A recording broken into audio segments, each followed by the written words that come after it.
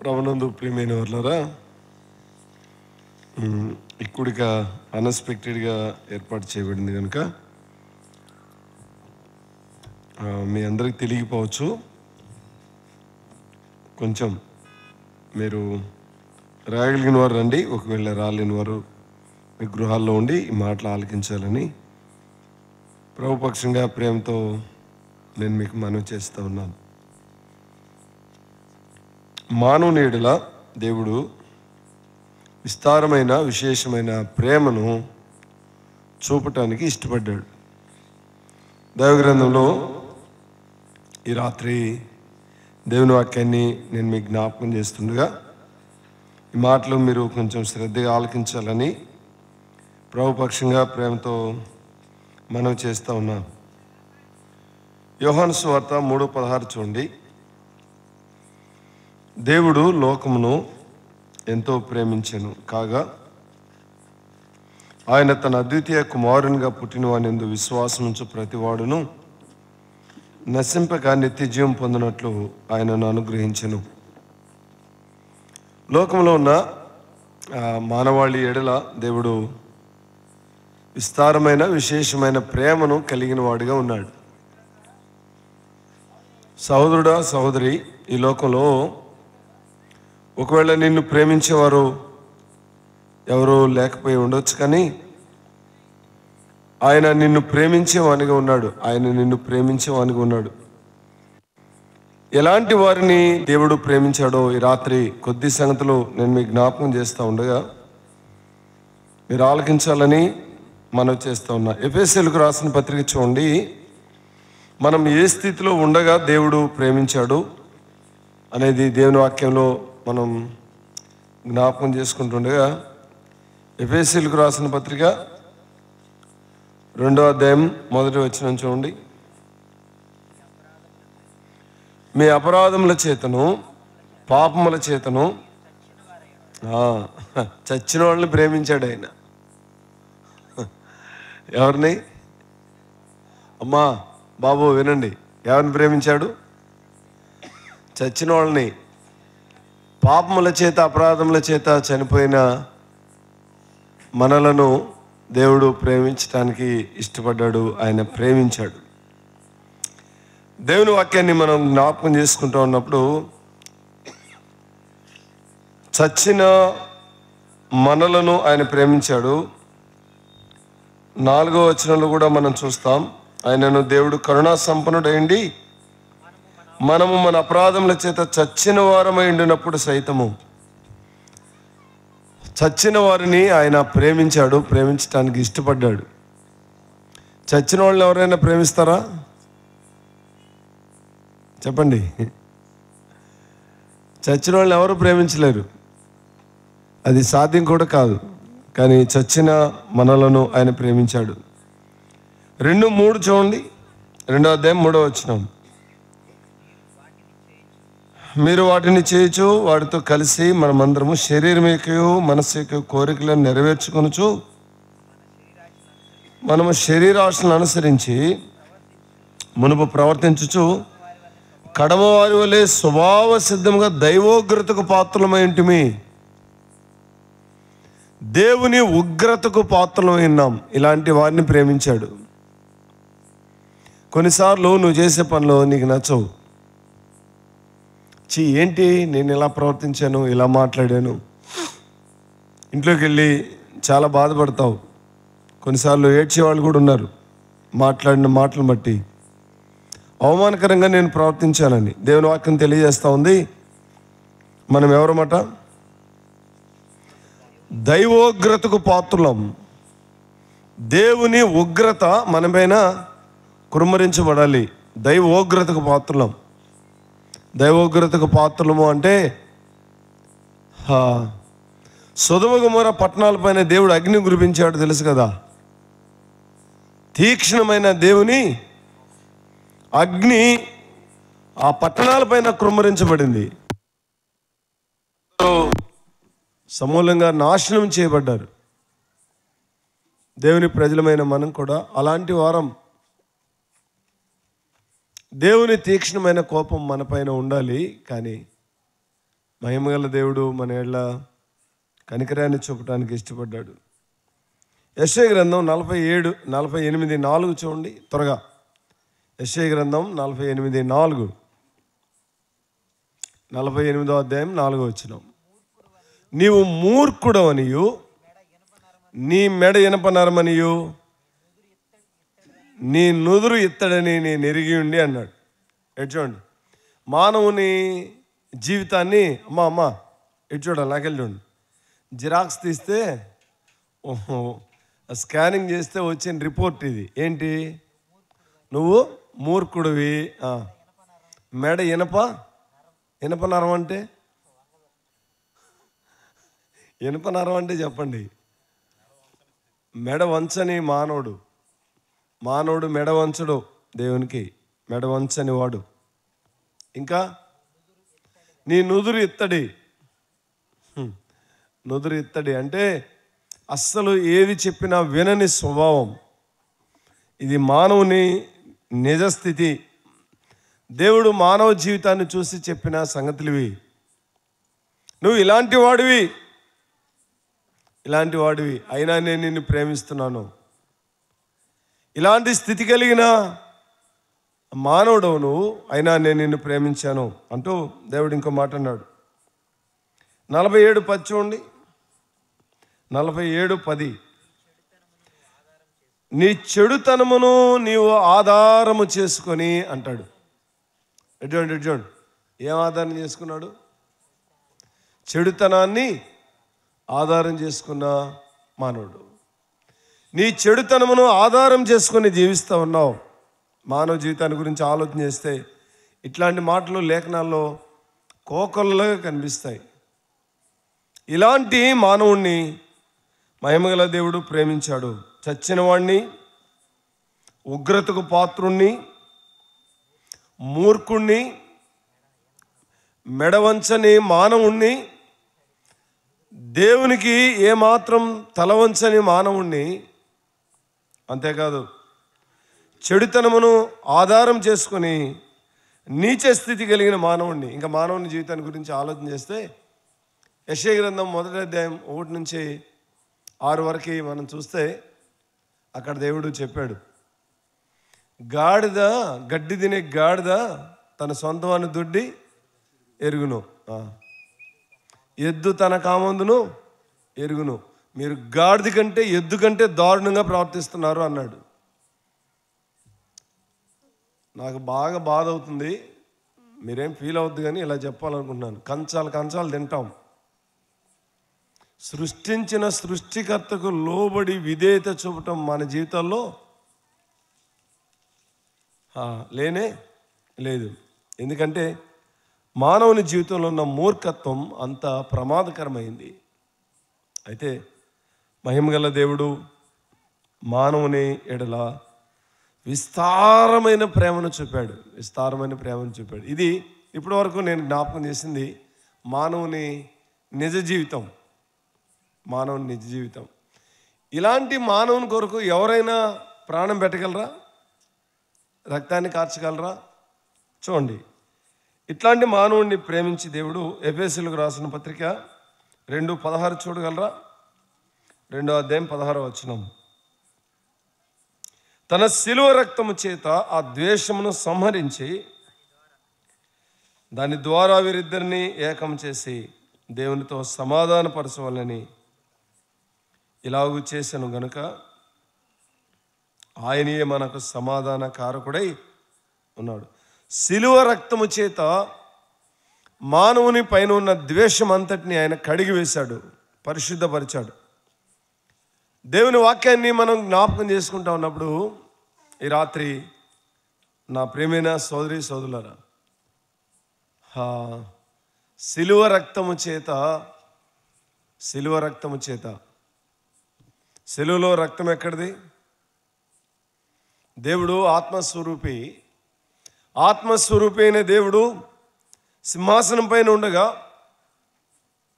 6 రెక్కలు కలిగిన దేవదూతలు 2 రెక్కలతో ముఖం, 2 రెక్కలతో కాళ్లను, 2 ఎగురుచు పరిశుద్ధుడు పరిశుద్ధుడు పరిశుద్ధుడని గాన ప్రతిగానములు నందుచున్న ఆయన, మహిమాస్వరూపైన ఆయన మానవునిగా భూలోకానికి దిగివచ్చి కల్వరి శిలువలో తన అమూల్యమైన రక్తాన్ని కార్చడానికి ఆయన ఇష్టపడ్డాడు.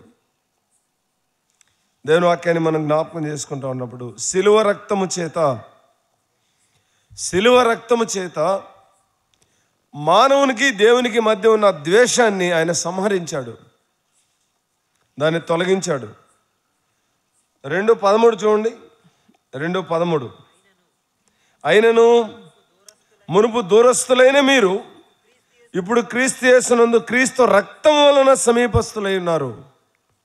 సహోదరులరా, నీవు నేను దేవునికి సమీపస్తులం కావాలి అంటే సింహాసనాసీనుడైన ఆయన, మహిమాస్వరూపైన దేవుడైన ఆయన మానవునిగా భూలోకానికి దిగి రావాలి. శిలువ రక్తాన్ని ధరణిపైన ఒలికించాలి.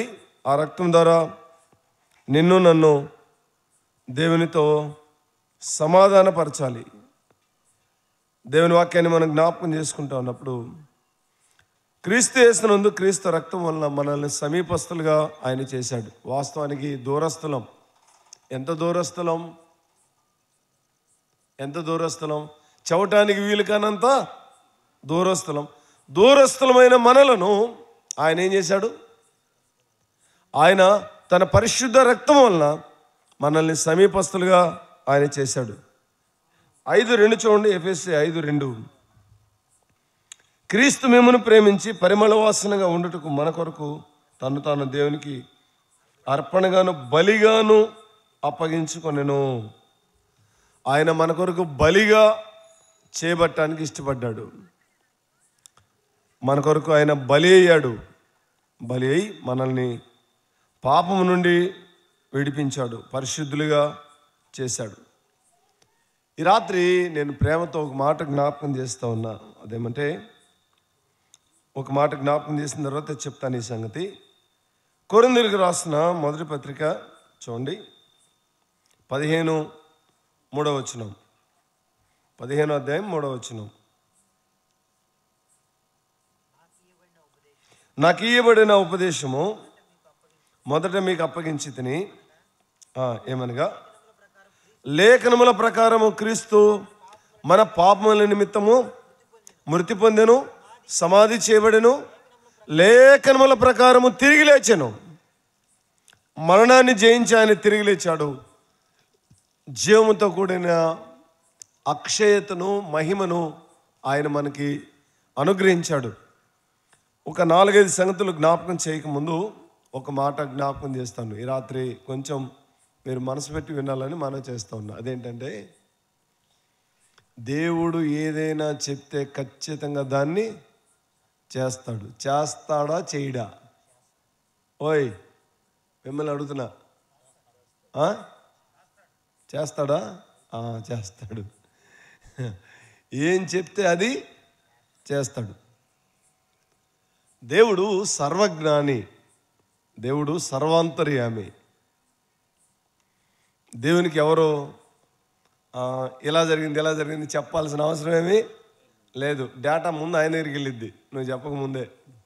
నువ్వు వచ్చి మోకరించగానే నువ్వు ఎందుకు వచ్చి మోకరించేవో, నీ అవసరత ఏంటో ముందు ఆయనకు అన్నీ తెలుసు కదా.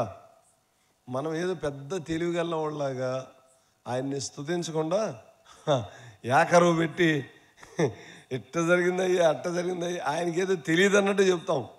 జాగ్రత్తగా వినండి. ఈ రాత్రి ఒక విషయాన్ని నేను మీకు జ్ఞాపకం చేస్తూ ఉన్నా. అదేమంటే, నెబుకద్నెజరు గురించి మహిమగల దేవుడు ముందే చెప్పాడు. ఈజ్ మై సర్వెంట్ అని. ఇతడు నా సేవకుడని దేవుడు ముందే చెప్పాడా లేదా? లేఖనాలన్నీ తీసి చూపించగలను. ఇప్పుడు టైం అయిపోతుంది కనుక నేను మరొక భాగాన్ని జ్ఞాపకం చేయాలి కనుక చెప్తున్నా. నా సేవకుడు అని చెప్పాడు. నా సేవకుడు అని చెప్పినప్పుడు నెబుకద్నెజరు అసలు దేవుని సేవకుడే కాదు. దేవుడు ప్రకటించినప్పుడు ఇతడు నా సేవకుడు అని చెప్పినప్పుడు నెబుకద్నెజరు దేవుని సేవకుడే కాదు, చాలా వ్యతిరేకంగా ఉన్నవాడు. షడ్రకు, మేషకు, అబేద్నెగోల్ని, అంటే హనాయిలు, మిషాయిలు, అజర్యాని అగ్నిగుండంలో వేయటానికి ప్రారంభించినప్పుడు ఒక సంఘటన జరిగింది. వాళ్ళు అన్నారు, రాజా మేము ఈ బొమ్మకు మొక్కం అన్నారు.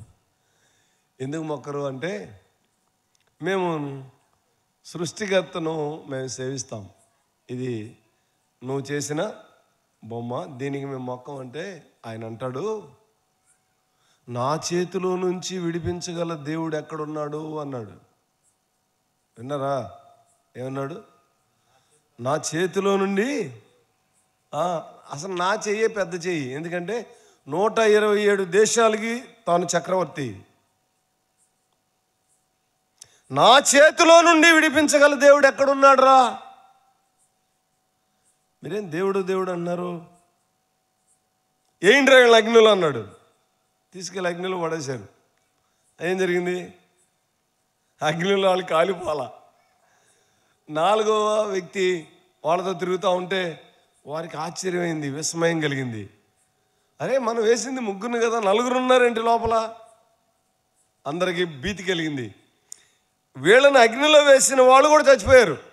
అంత తీక్షణంగా 7 అంతలు అగ్నిగుండాన్ని రెట్టింపు చేశాడు. వాళ్ళు అగ్నిలో తిరుగుతూ ఉంటే భయం కలిగింది. పిలిచాడు బయటికి, రండి.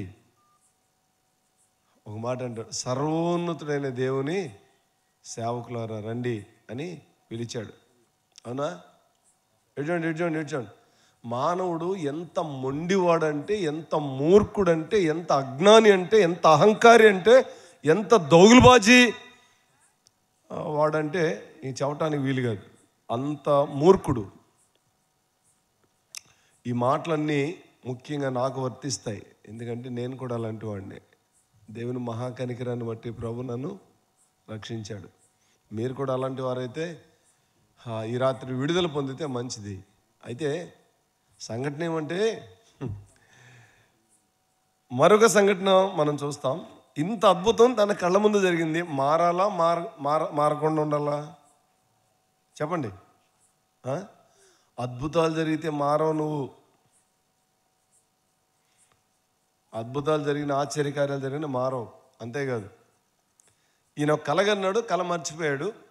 దానియేలు కలభావాన్ని చెప్తే సాష్టాంగపడి నమస్కారం చేసి, ఈ విధంగా రక్షించడం సమర్థుడు దేవుడు గాక మరి ఎవరు లేరు అన్నాడు. అప్పుడైనా మారాడా? అప్పుడు మారలా. చాలామంది మారాలి అని ఉంటుంది. ఏం గారు?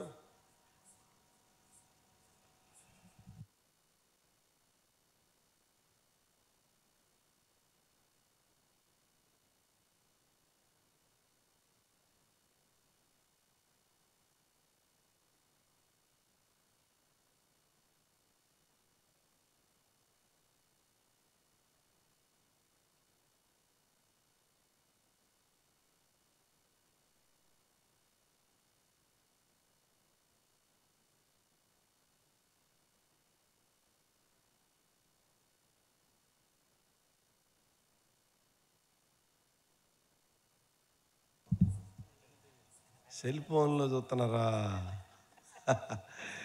పెద్ద టీవీలు వదిలేసి చిన్న టీవీలు చూస్తున్నారా? తెలివి వెళ్ళవాళ్ళు. సరే, దేవుడు ఎంత చెప్పినా వినకుండా ఉంటే దెబ్బతింటాం, నష్టపోతాం. కొడతాడు దేవుడు.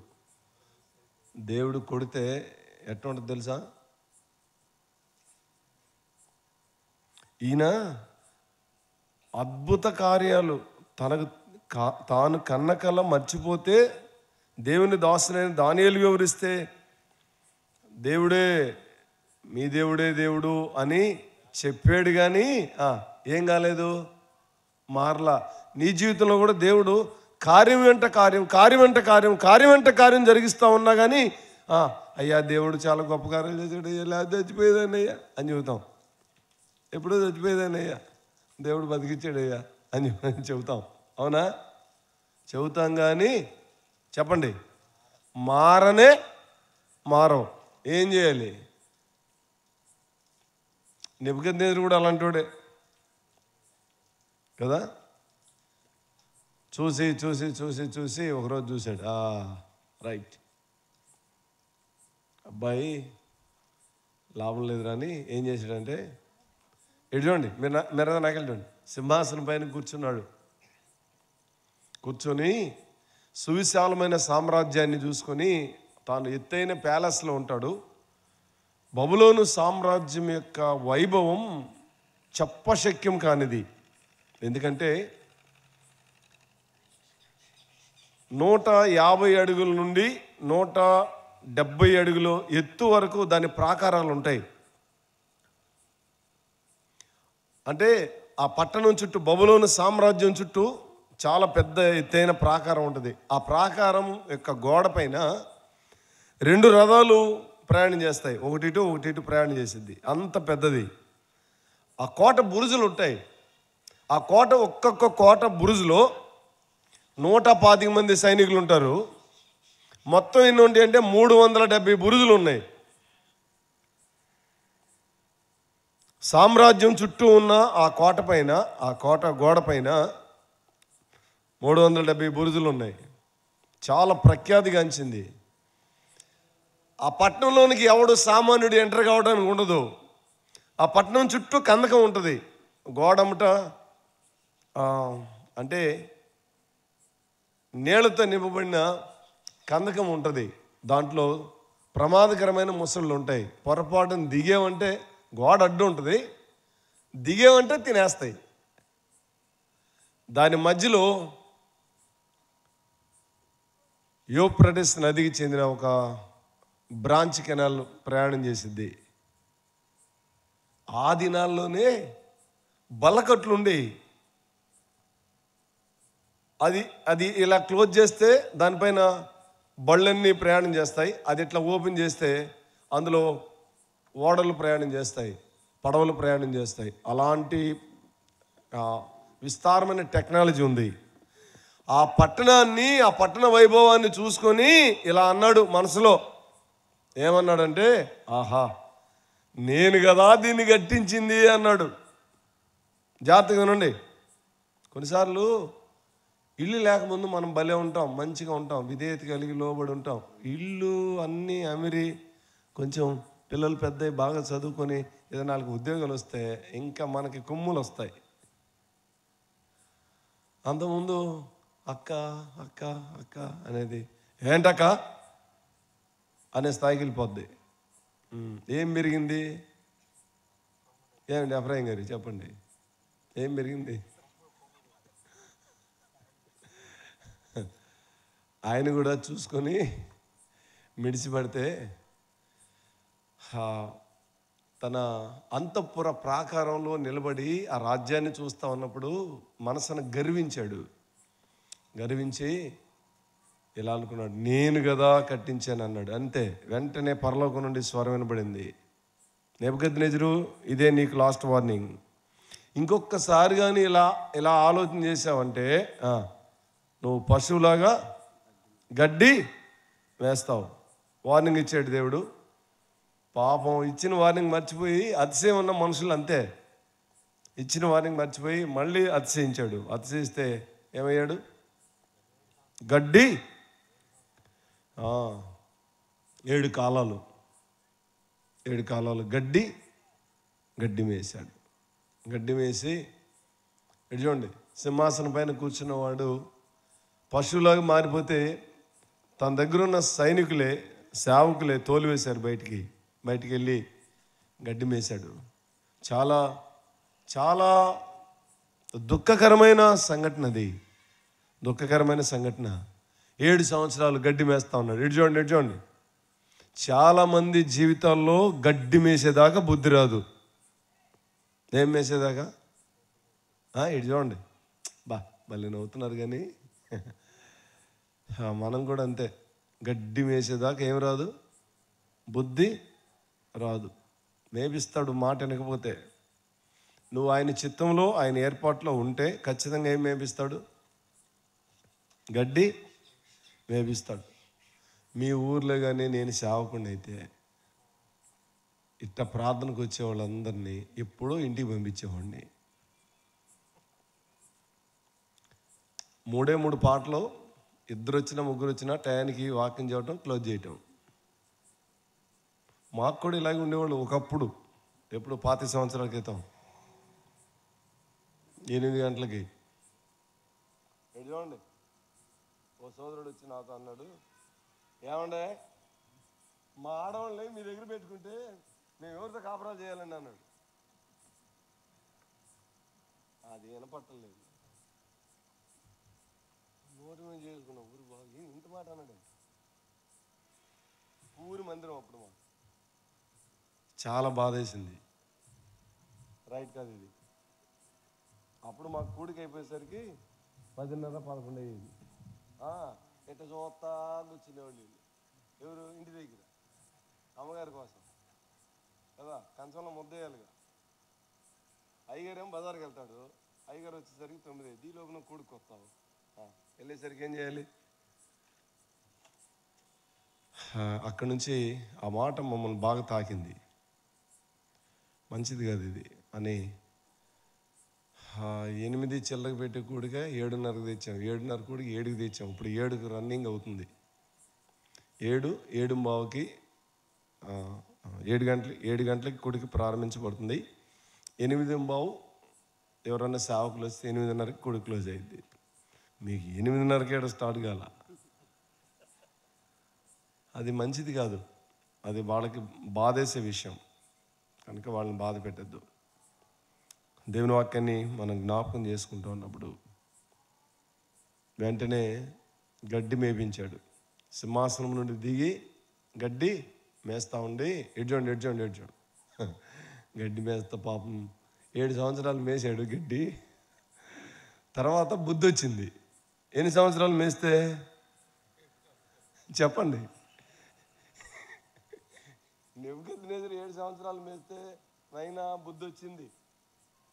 మనకి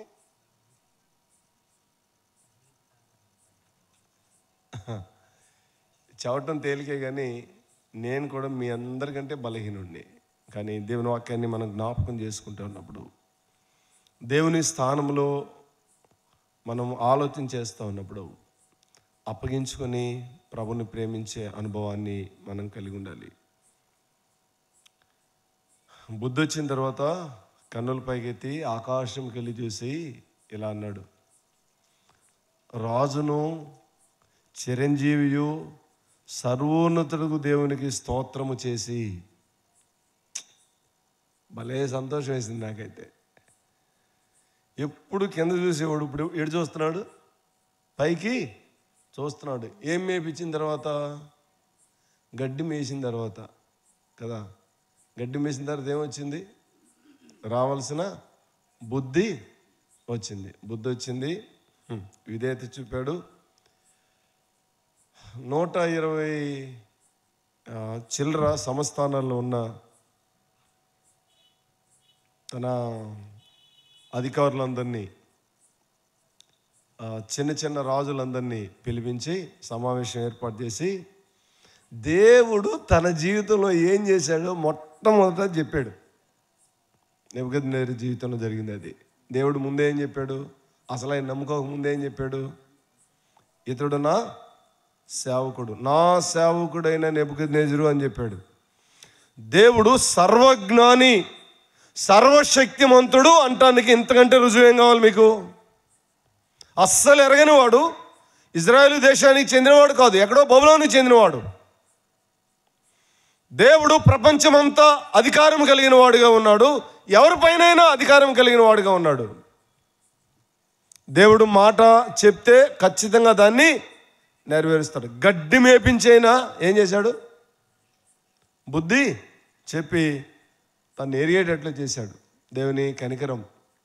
అయితే దేవుడు తన విశేషమైన కృపను నీ ఎడల నా ఎడల చూపి బలహీనులమైన మనల్ని తన కనికరం చేత రక్షించి దేవుడు మనకి విశేషమైన వాటిని ఆయన అనుగ్రహించాడు. అమ్మా, వీటిని మనం కలిగి విశ్వాస జీవితంలో జీవించాలి. ఎఫెసీయులకు రాసిన పత్రికలోనే ఒక 4 లేక 5 సంగతులు జ్ఞాపకం చేసి నేను ప్రార్థన చేస్తాను. చూడండి, పరిశుద్ధ గ్రంథంలో త్వరగా ఎఫెసీయులకు రాసిన పత్రిక 1:3 చూడగలరా? 1:3. మన ప్రభువైన యేసుక్రీస్తు తండ్రి దేవుడు స్తుతింపబడుగాక. ఆయన క్రీస్తు యేసునందు పరలోక విషయంలో ఆత్మ సంబంధం ప్రతి ఆశీర్వాదమును మనకు అనుగ్రహించండి. ఎటు చూడండి, ఆత్మ సంబంధమైన ఆశీర్వాదాలు ఎన్ని ఉన్నాయో అవన్నీ ఎవరికి అనుగ్రహించాడు? మనకంటే ఎవరైతే రక్షించబడి ఆయన పిల్లలుగా చేయబడ్డారో వారికి ఆయన అనుగ్రహించాడు ఆత్మ సంబంధమైన ప్రతి ఆశీర్వాదం. ఎవరి బ్లెస్సింగ్, ప్రతి ఆశీర్వాదాన్ని దేవుడు నీకు నాకు ఇచ్చాడు. అయితే వీటిని సొంతం చేసుకునే దగ్గరే మన విధేయత ఉంది. ఎంత విధేయులమవుతామో అంత ఎక్కువగా వాటిని సొంతం చేసుకుంటాం, స్వాధీనం చేసుకుంటాం. మా ఈ మాటలు వినాలి. దేవుని వాక్యాన్ని మనం జ్ఞాపకం చేసుకుంటా ఉన్నప్పుడు ఆశ్చర్యకరమైన కృపను, ఆశ్చర్యకరమైన కనికరాన్ని దేవుడు ఈ భాగంలో చూపించాడు. రెండో మాట జ్ఞాపకం చేస్తున్నా. 1:7 చూడనైనా, దేవుని కృపా మహదైశ్వర్యమును బట్టి ఆ ప్రేణియందు ఆయన రక్తం వల్ల మనకు విమోచనము, మన అపరాధములకు క్షమాపణ, ఆయన మనకు క్షమాపణ కలుగు చేశాడు, క్షమాపణ అనుగ్రహించాడు. ఎటు చూడండి, మనల్ని నిలబెట్టి వీడు పరలోకం వెళ్తాడా అని అడిగితే సహజంగా ఏం చెప్తాం? వీడు వెళ్ళేదానికి అవకాశమే లేదు. కానీ ఒక గొప్ప కార్యం జరిగింది. ఆయన క్షమించుట ద్వారా నిత్యత్వంలోకి ప్రవేశించే భాగ్యం కలిగింది. చూడండి 13వ వచనం, మీరును సత్యవాక్యమును అనగా మీ రక్షణ సువార్తను విని క్రీస్తునందు విశ్వాసం ఉంచి వాగ్దానం చేయబడిన ఆత్మచేత ముద్రించబడితే. ఎటు చూడండి, ఇక్కడ కొంచెం నిలబడి ఎక్కువ ఆలోచించాలి. ఆత్మచేత ఏం చేయబడ్డాం? ఎటు చూడండి, ఆత్మచేత ఏం చేశాడు? మనల్ని ముద్రించాడు. ఇప్పుడు మనకేముంది? ముద్ర కాదు, ఆత్మ ఉంది. ఆత్మని ముద్రగా వేసాడు. ముద్ర కాదు, ఉంది, ఆత్మ ఉంది. అర్థమైందా? ఎటు చూడండి, ఆత్మ ఉంటే శరీరం అంటది టీవీ పెట్టు, మంచి సీరియల్ వచ్చింది, టీవీ పెట్టు అంటది. ఆత్మ ఏమని చెప్పిద్ది? నువ్వు నా బిడ్డవి, ఆ పని వద్దు అని చెప్పిద్ది. వద్దు అని చెప్తే ఏం చేయాలి? నువ్వు ఆత్మ సంబంధివి అయితే ఆత్మ స్వాధీనంలో ఉండాలి. శరీర సంబంధివి అయితే చెప్పండి, శరీరం యొక్క స్వాధీనంలో ఉండాలి. ఇప్పుడు చెప్పండి, కేసు తేలిపోద్ది. అసలు నువ్వు ఆత్మ సంబంధివా, శరీర సంబంధివా?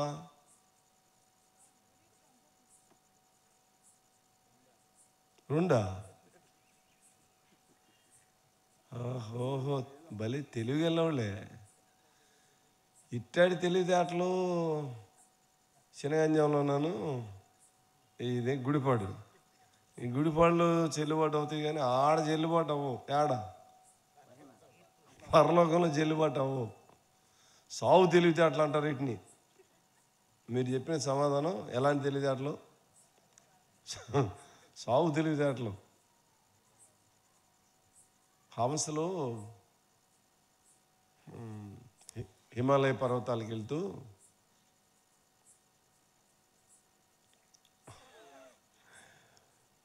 ఒక కొంగని పిలిచినట. అక్కడ అందమైన పచ్చిక బయళ్ళు ఉంటాయి, సెలయేళ్ళు ఉంటాయి, మంచు కురిసిద్ది, అందమైన పూలు ఉంటాయి. అన్నీ చెప్తా ఉంటే నేను వస్తాను కానీ అక్కడ నత్తలు ఉంటాయా అని అడిగిందంట. చెప్పేదేంటి, అడిగేదేంటి? మనకు కూడా ఏం కావాలి? ఆత్మచేత ముద్రించబడితే దేవుని ఆత్మకు దుఃఖాన్ని కలిగించొద్దు. ఇక్కడే ఎఫెసీయులకు రాసిన పత్రికలో చెప్పాడు, మీలోనున్న పరిశుద్ధాత్మను దుఃఖపరచకుడి. అందరం బలహీనమే, ఇందులో ఎక్కువ తక్కువ ఏమి లేదు. కానీ ఆత్మచేత ముద్రించబడిన వారు లోకంలో నుండి ప్రత్యేకింపబడినవారు. లోకంలో చేసే మనుషులు చేసే పనులు మనం చేయకూడదు. ఎందుకంటే దైవాత్మ కలిగిన వారం. దైవాత్మ కలిగిన వారం. దేవుని వాక్యంలో ఈ సంగతులు ఆలోచన చేస్తూ ఉన్నప్పుడు మీరు నాకెళ్ళి చూడండి. నెబుకద్నెజరు కలగన్నాడు. కలగంటే ఆ కలభావాన్ని చెప్పగలిగిన వారు లేరు. ఫరో కలగన్నాడు. ఫరో కలభావాన్ని చెప్పగలిగిన వారు లేరు. ఎవరు వచ్చారు చెప్పండి? ఇక్కడ అవసరమైన మాట చెప్పండి.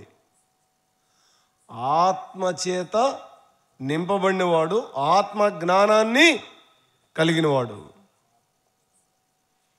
దైవాత్మ కలిగినవాడు, జ్ఞానాత్మ కలిగినవాడు, భవిష్యత్ జ్ఞానాన్ని కలిగినవాడు దేవుడు ఆత్మచేత ముద్రించాడు. అందుకే ఇజ్రాయేలీలో అప్పటికి అక్కడి నుండి బయటికి వెళ్ళలేదు, వాగ్దాన దేశంలోనికి వెళ్ళలేదు. వెళ్ళకముందే చెప్పాడు ఏమని? 400 సంవత్సరాల తర్వాత నిశ్చయంగా దేవుడు మిమ్మల్ని చూడవస్తాడు, మీరు నా ఎముకల్ని ఎక్కడి నుంచి తీసుకొని వాగ్దాన దేశంలోనికి వెళ్ళండి అని. వావ్, నాకు వావ్ అనిపించింది. వావ్, ఎంత ఆశ్చర్యం ఇది! ఎట్లా ఎట్లా ఎట్లా తెలుసు? అప్పటికి 300 సంవత్సరాల తర్వాత జరగబోయే సంఘటనని అతడు ఆత్మ ద్వారా చెప్పాడు. ఆత్మ ద్వారా కుటుంబాల్లో మనం జీవించాలి.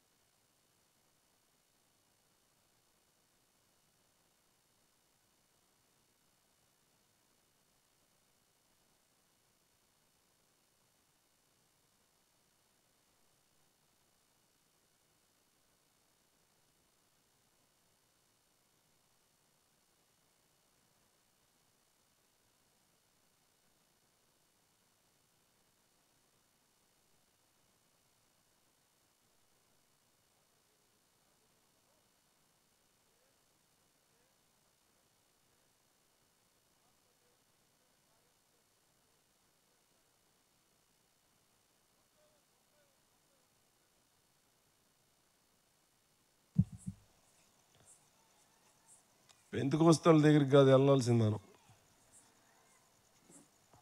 వాళ్ళందరూ రావాలి ఇక్కడికి. నువ్వు ఉండాల్సిన ఆత్మదేవుని స్వాధీనంలో ఉంటే. ఆత్మదేవుని స్వాధీనం. ఆత్మదేవుడు ముద్రించాడు. ముద్రించిన వారందరూ ఎక్కడుండాలి? ఆత్మదేవుని స్వాధీనాలు. అమ్మ ముందు జరుగు.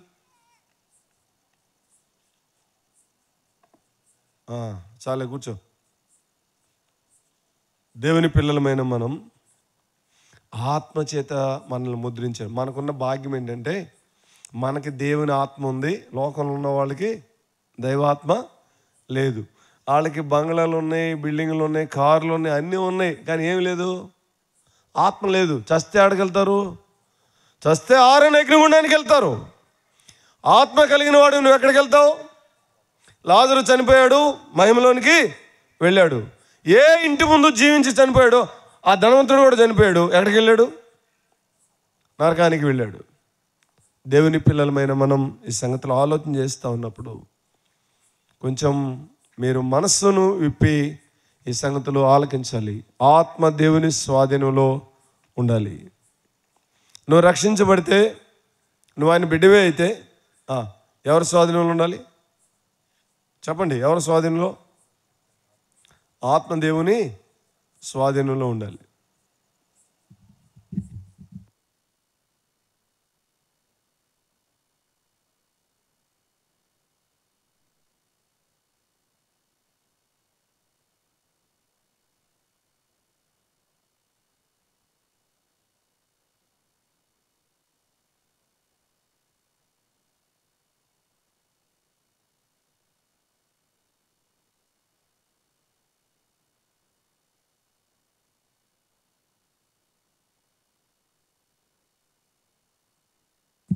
జాగ్రత్త కలిగి ఉండాలి.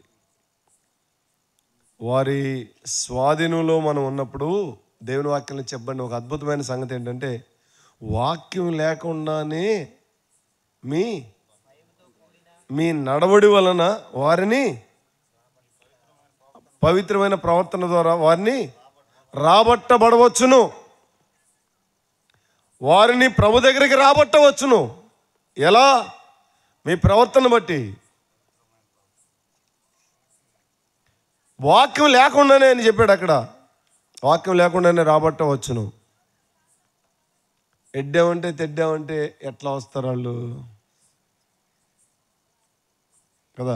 వస్తారా? సరే, మీకు మాట చెప్తా. ఒక సహోదరి చాలా కాలం నుంచి మా భర్తతో మాట్లాడండి అని చెప్తా ఉందండి సేవకుడికి. సరే, పాపం ఆయన మాట్లాడదామని వెళ్తే అది అమెరికా పెద్ద బంగ్లాస్ ఉంటాయి కదా, ఈమె మీరు మాట్లాడుతూ ఉండండి నేను కాఫీ తెస్తానని లోపలికి వెళ్ళింది. వెళ్ళేసరికి ఈయన ఇట్లా చూశాడు, అమ్మగారు లోపలికి వెళ్ళిందా లేదా? వెళ్ళింది లోపలికి వెళ్ళిన తర్వాత ఈ సేవకుడు అడుగుతున్నాడు, సార్ మీరు ప్రార్థనకి రావచ్చు కదా? నాకు కూడా రావాలని ఉందండి అంటే, ఊరే భలే ఉందే, నేను రావటం ఆలస్యం అయిందా అనుకున్నాడు ఈయన. ప్రభు నమ్ముకోవచ్చు కదా? నమ్ముకోవాలనే ఉందండి. ఊరే బైబిల్ చదువుతావా? ఇంటి దగ్గర చదువుతానండి. మరి నువ్వు ప్రార్థనకి ఎందుకు రావయ్యా అంటే, రావాలనే ఉందండి. మళ్ళీ చూసి, నా భార్య అడ్డం అండి. ఎవరు అడ్డం? నీ భార్య అడ్డం. అదేంటి? ఆమె ప్రభు నమ్ముకుంది, భక్తి కలిగింది కదా, భార్య అడ్డం ఏంటి?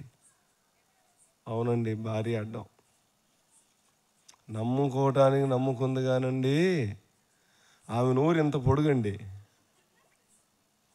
నోరు తెరిచాక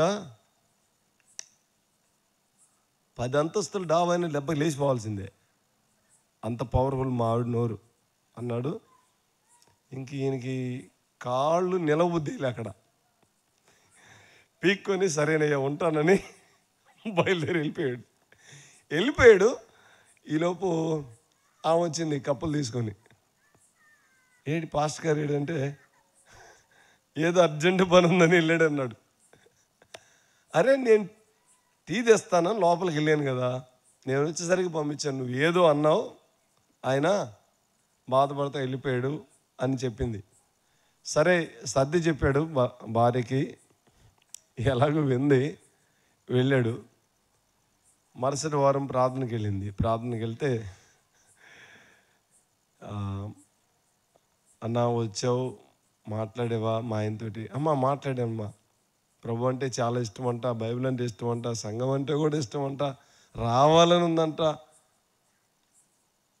అని చెప్పాడు ఈయన. చెప్తే మరి ఇంకేమంట, మన భాషలో చెబుతున్నా, మరి ఇంకేమంట రావచ్చు కదా అందంటే, అంటే అప్పుడు ఆయన అన్నాడు, అమ్మ రావాలని ఉందంట కానీ నీ నోరే అడ్డం అంట. ఏమడ్డం? నీ నోరే అడ్డం. ఇంకంతే, తలదించుకుంది.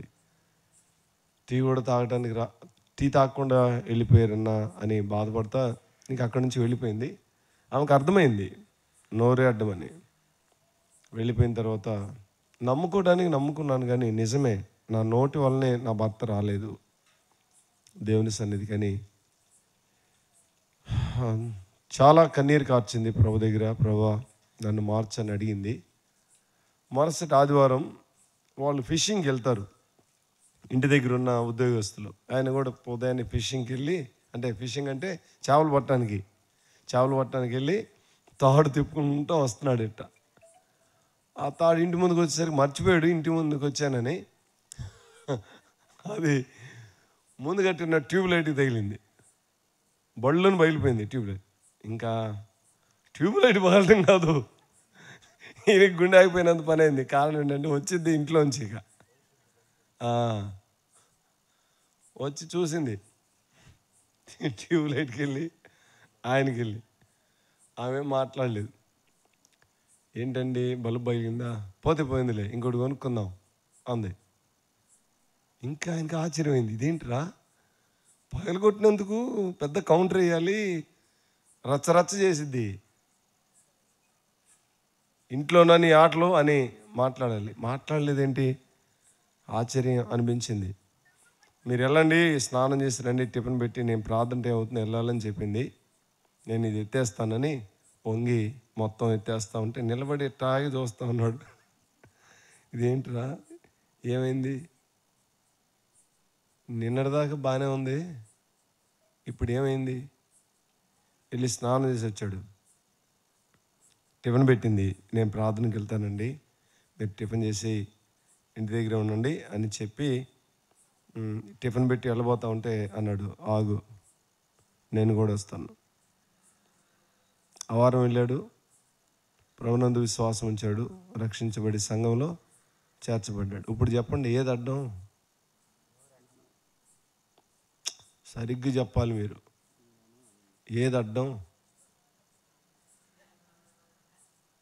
ఒరే సిగ్గుపడుతున్నారా? అదే సంగతి. ఏమడ్డం? నోరు అడ్డం. దేవుడు అవకాశం ఇవ్వలేదు, కానీ అవకాశం ఇస్తే పెద్ద దబ్బలం ఒకటి తీసుకొని కుట్టేస్తే 4 కుట్టేసేసి పురకాసు పెట్టి కట్టేసి అట్లా పెట్టేసి కూర అంతా వండి అంత అయిపోయిన తర్వాత నువ్వు తినాల్సి వచ్చినప్పుడు అది కుట్టినోడు తీసి అప్పుడు తిని పడుకుంటే సరిపోద్ది. అట్లా అనిపించింది కొన్నిసార్లు, అట్లా బాధేసింది. మనం ఆత్మచేత ముద్రించబడిన వారం ఏం కలిగి ఉండకూడదు? మన నోటిని కంట్రోల్ చేసే అనుభవాన్ని కలిగి ఉండాలి. ఒక మాట జ్ఞాపకం చేసి ముగిస్తాను, టైం అయింది. చూడండి 1:17 చూడండి. అయినా 1:17 ఎఫెసీ. మరియు మీ మనోనేత్రములు వెలిగింపబడినందున. చాలు, ఎటు చూడండి. ఏం వెలిగించాడు? ఇందాక నేను చెప్పాను కదా ఒక మాట, నీ భర్త శాలరీ అంతా నీకు తెలిసిపోద్ది నువ్వు ఆత్మస్వాధీనంలో ఉంటే. నీకు తెలియదులే, ఎవరికి తెలుసు? ఆత్మదేవునికి తెలుసు. నువ్వు ఆత్మస్వాధీనంలో ఉంటే దేవుడు నీకు తెలియజేస్తాడు. అసలు ఆయన ఎక్కడికి వెళ్ళి వచ్చాడో కూడా చెప్తావు నువ్వు ఇంట్లో ఉండే. బాబురే, ఇదేంట్రా, నీకు ఎలా తెలుసమ్మాయే? ఫీజులు ఎగిరిపోతాయి ఆయనకి. నాకు తెలియదులేండి, ప్రభుకి తెలుసు, ప్రభుని అడిగితే చెప్పాడు. పిచ్చి పిచ్చి కథలు చెప్పమాకండి. ఆత్మదేవుని స్వాధీనంలో మనం బ్రతికినప్పుడు దేవుడు కృపనిస్తాడు, మనోనేత్రాలు వెలిగిస్తాడు. చూడండి, మనోనేత్రాలు వెలిగించి తన మహిమ కొరకు మనల్ని వాడుకుంటాడు. అంతేకాదు 1:10 చూడండి, 1:10 ఈ సంకల్పమును బట్టి ఆయన పరలోకమందు ఉన్నవే కానీ భూమి మీద ఉన్నవే కానీ సమస్తమును క్రీస్తునందు ఏకంగా సమకూర్చమని తనలో తాను నిర్ణయించుకొనెను. భూలోకంలో ఉన్నవి పరలోకంలో ఉన్నవి సమముగా చేయటానికి దేవుడు నిర్ణయించుకున్నాడు. ఇటు చూడండి, అట్టడుగు పాపాత్ములం కదా మనం, అవునా? అట్టడుగు పాపాత్ములమైన మనల్ని పరలోకంలో ఉన్న వాళ్ళతో సమానమా? ఎప్పటికీ సమానులం కాము. వారు పైవాళ్ళు, మనం కింద వాళ్ళం. కానీ కిందున్న మనల్ని పైన వాళ్ళని ఏం చేశాడు? ఒకటిగా చేశాడు. కొన్నిసార్లు ఏడుపు వచ్చింది, ఓ దేవా ఎంత గొప్ప కనికరాన్ని చూపావు దౌర్భాగ్యుడైన నా ఎడల అని దేవుని పాదాల మీద పడి కన్నీరు కార్చే అనుభవాన్ని మనం కలిగి ఉంటాం. 2:1 చూడండి, 2:1 మీ అపరాధముల చేత పాపముల చేత మీరు చచ్చిన వారండి, కానీ మిమ్మల్ని క్రీస్తు కూడా బ్రతికించాను. నిన్ను నన్ను బ్రతికించడానికి ఆయన తన ప్రాణాన్ని ధరణిపైన ఒలికించి క్రీస్తు ప్రభు కార్చిన రక్తదారుల్లో నా పాపదోషాలన్నీ కడిగి పవిత్రపరిచి పరిశుద్ధపరిచి మహిమలో ఉంచాడు. కనుక విశ్వాసమైన మనం హృదయంలో దేవునికి ఇవ్వవలసిన స్థానాన్ని ఇచ్చి దేవుని మహిమ కొరకు మనం మధ్యమై ఉన్నాం. కడపటిగా ఒక మాట జ్ఞాపకం చేస్తాను. ఎఫెసీయులకు రాసిన పత్రిక 2వ అధ్యాయం చూడండి. 2వ అధ్యాయం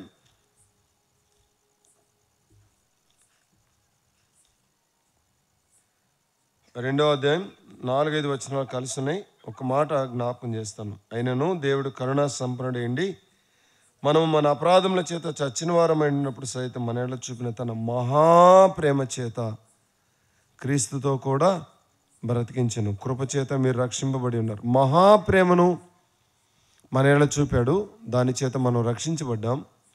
అయితే ఇప్పుడు ఈ మహాప్రేమను మనం ఇతరులకు ఏం చేయాలి? ఎడ్జోండి ఏం చేయాలి? ఏం చూపించాలి?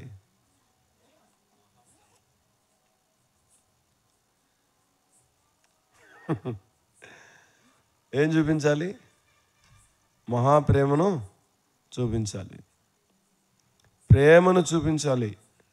నువ్వు నీ ఇంట్లో వారిని, వీధిలో వారిని, అనేకులను ప్రభు దగ్గరికి సంపాదించాలి అంటే ఏం చూపించాలి? మహాప్రేమను చూపించాలి. ప్రేమను చూపించడం ద్వారానే వ్యక్తులు ప్రభు దగ్గరికి వస్తారు, ఆయన పిల్లలుగా చేయబడతారు. ప్రభుకి హృదయంలో చోటు ఇవ్వండి. ఆత్మచేత ముద్రించబడిన వారమనే సంగతిని ఎరిగిన వారమై ఆత్మకు విరోధమైన కార్యాలు ఏమున్నాయో వాటిని ఏం చేయాలి? మనం ఏం చేయాలి? ఆత్మకు విరోధమైన కార్యాలని మాట్లాడకుండా మౌనంగా ఉండవలసినప్పుడు మౌనంగా ఉండాలి. మాట్లాడే సమయంలో మాట్లాడాలి, మౌనంగా ఉండాల్సిన సమయంలో మౌనంగా ఉండాలి. ఎక్కువ విశ్వాసం మౌనంగా ఉండాలి. మౌనంగా ఉండే అనుభవాన్ని మనం కలిగి ప్రేమను పంచాలి. ఏం పంచాలి? ఎడ్చోండి మీరు ప్రార్థన చేస్తారు కదా, ప్రభువా ఇది కావాలి అది కావాలని. ముఖ్యంగా మనం ప్రార్థన చేయాల్సింది దేని కొరకంటే, ప్రభువా నా హృదయంలో ఉండవలసినంత దైవికమైన ప్రేమ లేదు, నా హృదయాన్ని నీ ప్రేమ చేత నింపునైనా అని అడగాలి. హెబ్రీయులకు రాసిన పత్రిక, రోమా పత్రికలో చెప్పబడింది, ఆయన మన హృదయంలో తన ప్రేమ చేత నింపాడు. మహాప్రేమ మా చూడు నాకెళ్ళి ప్రభు చూపిన ప్రేమ ఎలాంటి ప్రేమ? చూడండి ఒకసారి చెప్పండి, నేను ప్రార్థన చేస్తా. ఎలాంటి ప్రేమ? ఇంటికి వెళ్ళిన తర్వాత మీరు అందరు ఇంటికి వెళ్తారు కదా, ఈ రాత్రే మీ ఆయన నిలబెట్టి, ఏమండి మహాప్రేమ చూపించాడని చెప్పండి అంటే ఏంటే అంటాడు. మహాప్రేమ అంటే ఏంటే అంటాడు. అప్పుడు దాన్ని ఎవరు చూపించాలి? ఎవరు చూపించాలి? ఏం అభిప్రాయము? నేను చూపించాలి. తన్నినా, తిట్టినా, కొట్టినా ఏం చేయకూడదు? మౌనంగా ఉండాలి, మాట్లాడకూడదు, సంచిలో గుడ్లు పెట్టుకొని పుట్టింటికి వెళ్ళకూడదు కదా.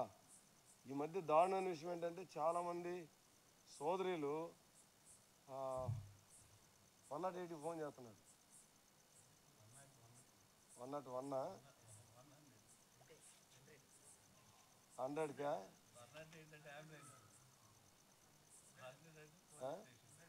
100నా 101 కూడా 100కి ఫోన్ చేస్తున్నారు. దేనికి?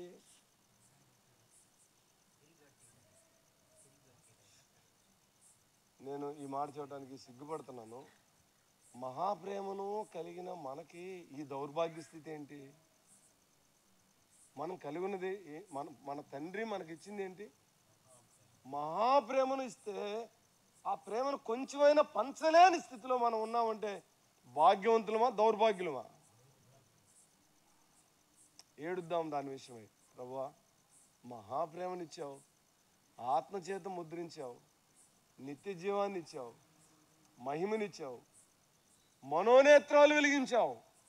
ఏం వెలిగించాడు? మనోనేత్రాలు వెలిగించాడు. లోకంలో ఉన్న వారికి తెలియదు ఈ సంగతి. మనోనేత్రాలు మూయబడ్డాయి లోకంలో ఉన్న ప్రజలకి. విశ్వాసం ఉంచిన నీకు మనోనేత్రాలు వెలిగించాడు, ఆత్మ సంబంధమైన ఐశ్వర్యాన్ని ఇచ్చాడు, ఆత్మచేత ముద్రించాడు. గొప్ప కృపనిచ్చాడు. పరలోకంలో ఉన్న వారిని మనల్ని సమముగా చేశాడు. మహాప్రేమను మనకు అనుగ్రహించాడు. ఆ మహాప్రేమను మనం అనుభవించాలి, దాన్ని ఇతరులకి కొంచెమైనా పంచాలి. అట్టి కృప మహిమ గల దేవుడు మన ఏళ్ళు విస్తరింపచేయనుగాక. తల వంచండి, ప్రార్థన చేద్దాం. కనికరం గల తండ్రి, పరిశుద్ధ దేవా, మీ స్తోత్రాలు. నీ పిల్లలమైన మేము మా విశ్వాస జీవితంలో మీరు మాకు అనుగ్రహించిన వాటిని కలిగి నమ్మకస్తులమై యథార్థవంతులమై ప్రతి ఆత్మ సంబంధమైన ఆశీర్వాదాన్ని ఇచ్చావు. కృతజ్ఞత కలిగి బ్రతకటం నేర్పించండి. క్షమాపణ ఇచ్చావు ప్రభువా, నిన్ను ప్రేమించటం నేర్పించండి. దేవా, ఆత్మచేత ముద్రించావు నాయనా. నీ ముద్ర కలిగిన వారం లోకంలో ఎవరికి ఆయన అనేకులకి లేని భాగ్యం. వారికి లోక సంబంధమైనవి గొప్పవి అనేకమైనవి ఉన్నావు, కానీ ముద్ర లేని వారుగా ఉన్నారు. మమ్మల్ని ముద్రించావు నాయనా. మీకు స్తోత్రాలు, వందనాలు చెల్లిస్తున్నాం. దేవా, మీరు మాకు ఇచ్చిన సర్వాధికారం కలిగిన కృప కొరకై స్తోత్రాలు, వందనాలు చెల్లిస్తున్నాం. పరలోకంలో ఉన్న వారిని, భూలోకంలో ఉన్న వారిని సమముగా చేశావు. అంతేకాదు నాయన, మా మనోనేత్రాలు వెలిగించావు. ఇతరులు చూడలేని వాటిని మేము చూడగలిగేటట్లుగా, ఇతరులు గ్రహించలేని వాటిని మేము గ్రహించగలిగేటట్లుగా నీ కృపనిచ్చావు నాయన. మీకు స్తోత్రాలు, వందనాలు చెల్లిస్తున్నాం. ఈ అనుభవంలోనికి మేము రావటానికి కృపనివ్వండి.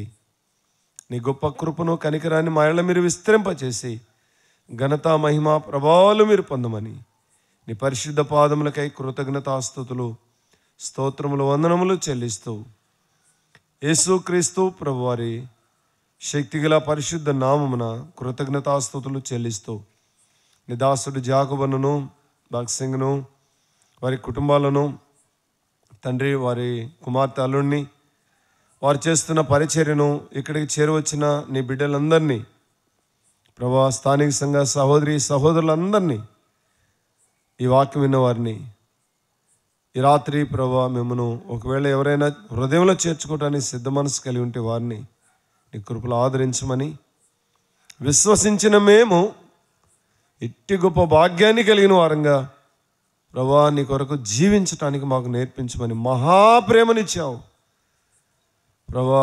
చెప్పుకొని ఎలాగూ దాటి వెళ్ళేవారం కాకుండా ప్రభా, ఆ ప్రేమను ఇతరులకు ఇచ్చే అనుభవాన్ని మేము కలిగి బ్రతకటం నేర్పించి మహిమ పొందమని యేసయ్య పరిశుద్ధ నామమున ప్రార్థన చేసి వేడుకుంటున్నాం తండ్రి. ఆమేన్, ఆమేన్.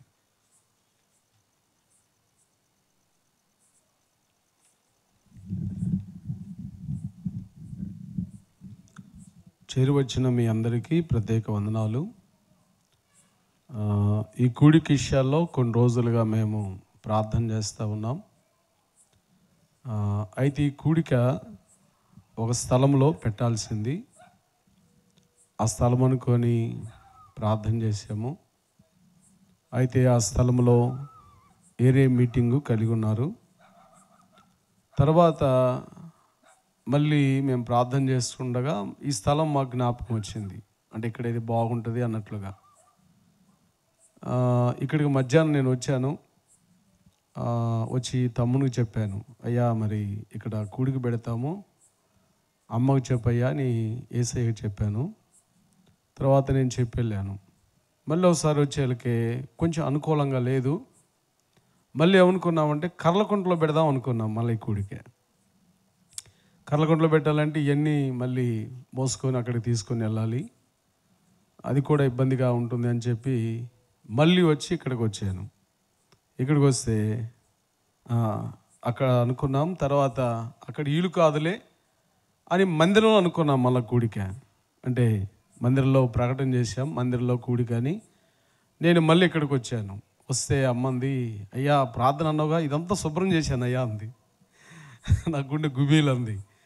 అయ్యో అంటే ఇందాక ఇదంతా బాగోలేదు, ఇదంతా శుభ్రం చేసింది. తర్వాత అయ్యా నేను పలహారం కూడా తేవాలనుకున్నాను అయ్యా అంది.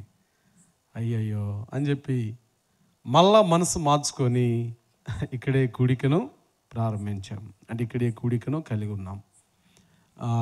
అంటే ఈ కూడికి ఇక్కడ అవసరమని దేవుడు తన దాసుని ద్వారా పరిశుద్ధాత్మ ద్వారా పలికిన మాటలను బట్టి అర్థమైంది. అంటే దేవుని చిత్తానుసారంగా ఈ రాత్రి ఇక్కడ కూడిక జరిగింది. కొన్నిసార్లు మన తలంపులు వేరుగా ఉంటాయి.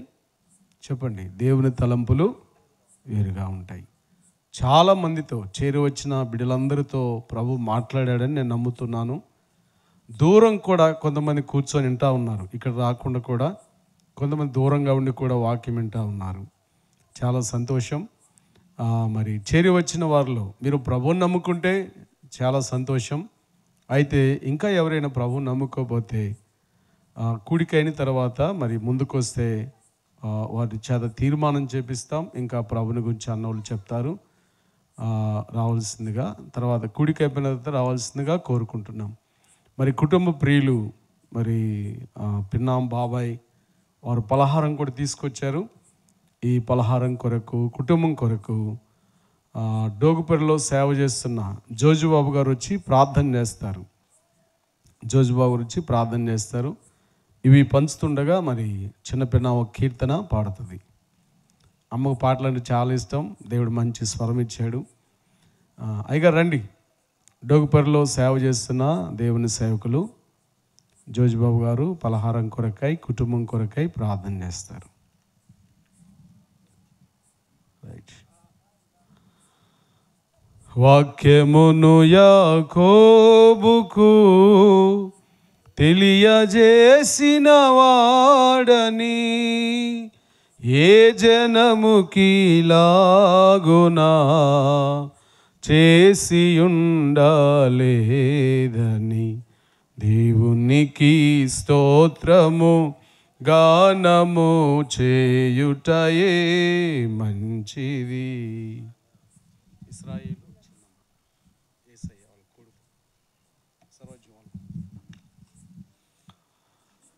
శాశ్వతమైన ప్రేమతో మమ్మల్ని ప్రేమిస్తున్న మా ప్రియ పరలోకపు తండ్రి స్తోత్రాలు.